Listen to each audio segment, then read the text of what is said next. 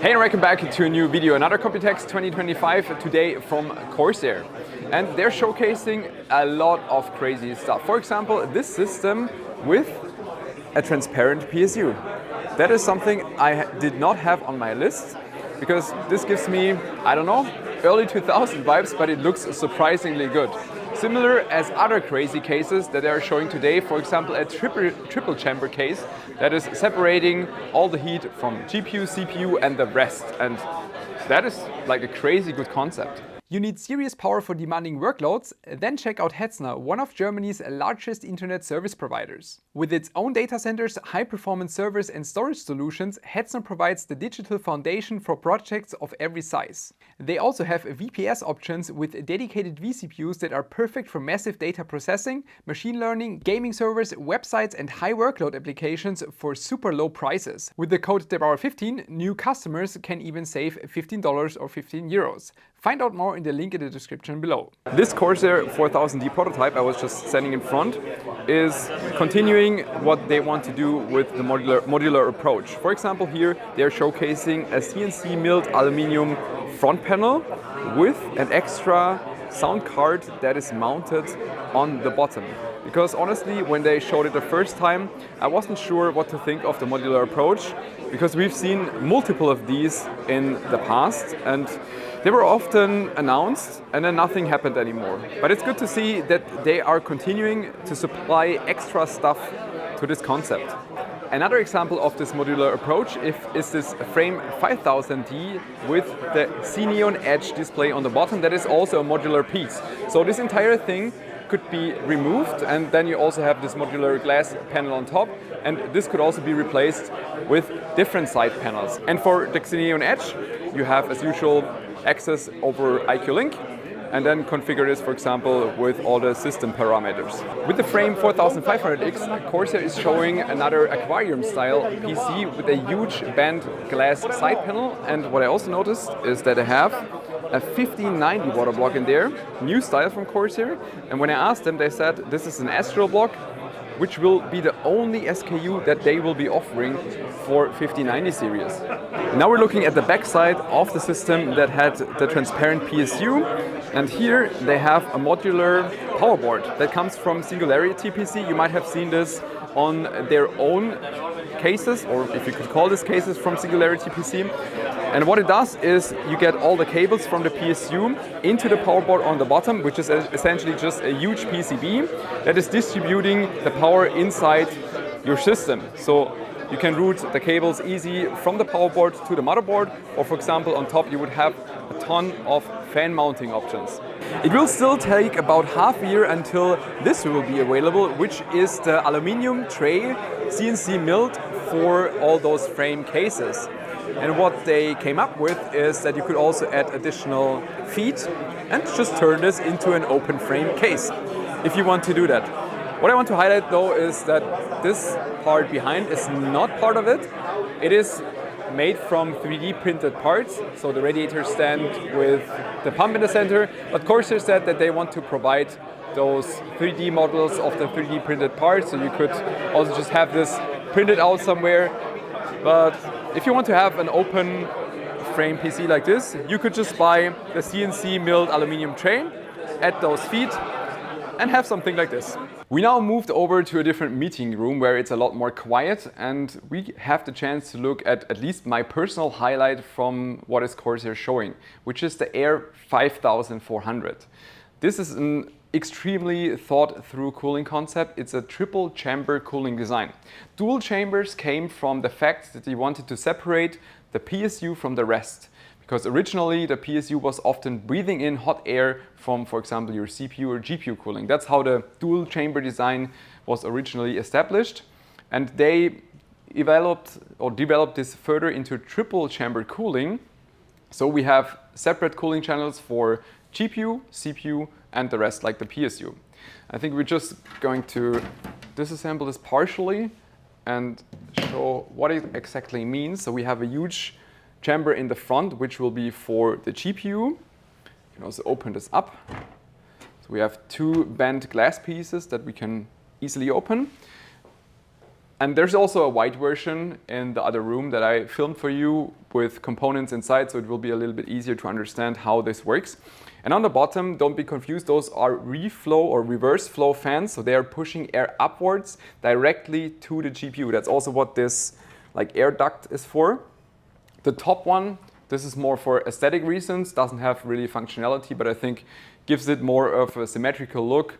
So I think it's good to have that. But the point is that it's just pushing directly cold air to the GPU, and then it can outtake the hot air from the GPU on top without disturbing CPU temperatures, because that is what this chamber here is for. You can take away this part, which is perforated for air intake, and that's where you would mount the AIO.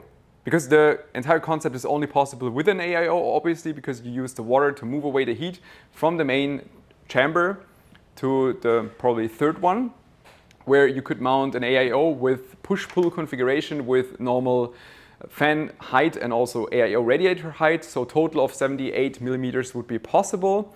So that would also work with a normal radiator and thicker fans. That would be up to you if you wouldn't want to do a push-pull configuration.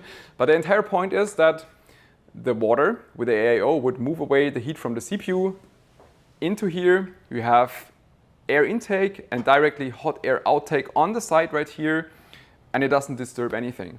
And especially with how the GPUs are currently developing or evolving with those screen cooling, direct flow through, however you want to call it, we saw that it has a good impact for the GPU. So GPU temperatures are usually great, but it can have a very bad impact on your CPU temperatures. And I think this concept should solve all of that, or should drastically improve it. Obviously, I didn't test this, but my personal guess would be at least 5 to 10 degrees Celsius CPU temperature improvement over having a radiator sitting here and intaking the hot air from the GPU. So overall, the cooling concept is great. You have to like the acrylic pieces. So I think on the front side, it looks great.